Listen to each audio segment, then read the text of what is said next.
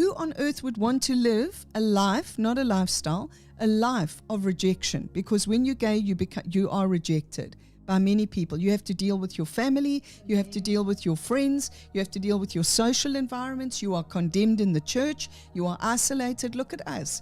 If I wasn't living true to myself, I could have been a minister of some big ministries, I could have built up things, I'm in the apostolic, prophetic, I know I could have built on things, but I know that that is the cost of the oil, because I have to be true to who God has created me to be. I could never live in that absolute double life that so many ministers are living, because they have felt that they are going to lose their ministries, some of them, because they finally meet a partner and all of a sudden they've got a straight ministry, but they're gay. I've counseled many of those ministers, because here's the thing.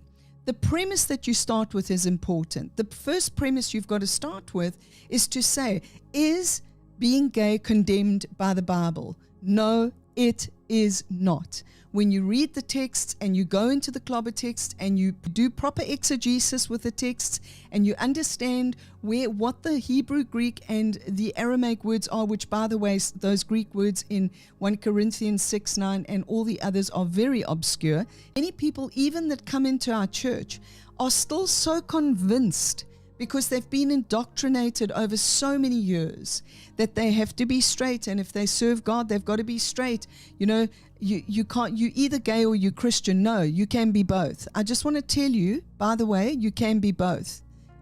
You are seeing somebody that's walking in that way. You know, my partner and I, Mariki and I, have been married together for 27 years, and there are many like us out there.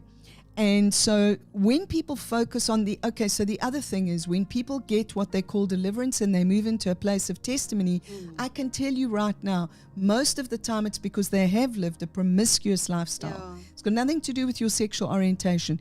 You can be promiscuous whether you're gay or straight. In fact, that is the case. And if you go and watch last week, I spoke about how there are many churches where even the ministers have come out of promiscuous lifestyles. That's a lifestyle. Promiscuous has always been linked to the word gay.